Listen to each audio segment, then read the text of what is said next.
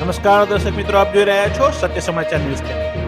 અયોધ્યામાં રામ મંદિરનું ઉદ્ઘાટન 22 જાન્યુઆરી 2024ના રોજ થવાનું છે. ત્યારે પ્રાણ પ્રતિષ્ઠા દરમિયાન ગર્ભગૃહમાં પીએમ મોદી સહિત 5 લોકો હાજર રહેશે. વિસાવદરમાં અપહરણકારો બેફામ, દોઢા દિવસીય ફિલ્મી ઢબે અપહરણ. શાળાએ જતી વિદ્યાર્થીનું અપહરણ કરાયું. રિલાયન્સ જીઓ ઇન્ફોકોમે કરી મોટી જાહેરાત. રિલાયન્સ જીઓ બનાવી રહ્યું છે એઆઈ પ્લેટફોર્મ. આ માટે આઈઆઈટી બોમ્બે સાથે મિલાવ્યા હાથ.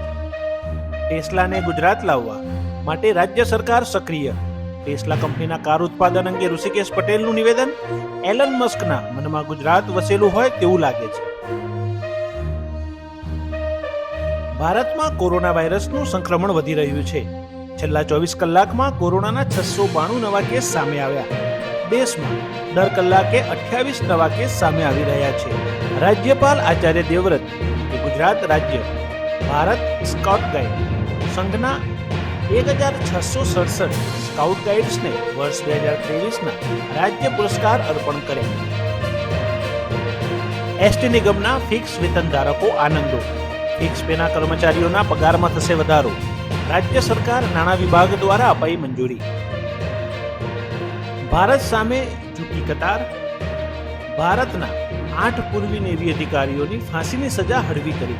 પરિવારમાં છવાઈ ખુશીની લાગણી. જાસૂસીના આરોપમાં દોહા કોર્ટે ફટકારી હતી ફાંસીની સજા.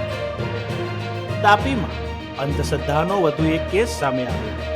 વાલોડ તાલુકાની અંધાત્રી ગામની ઘટના. ભુવાએ ડાકણનો વહેમ રાખી મહિલાને માર માર્યો. ગાંધીનગર જિલ્લા કલેક્ટરના અધ્યક્ષસ્થાને જિલ્લા કક્ષાનો સ્વાગત કાર્યક્રમ યોજાયો. જિલ્લા સ્વાગત કાર્યક્રમમાં રજૂ થયેલ 14 પ્રશ્નોમાંથી 13 પ્રશ્નોનો હકારાત્મક ઉકેલ આવ્યો.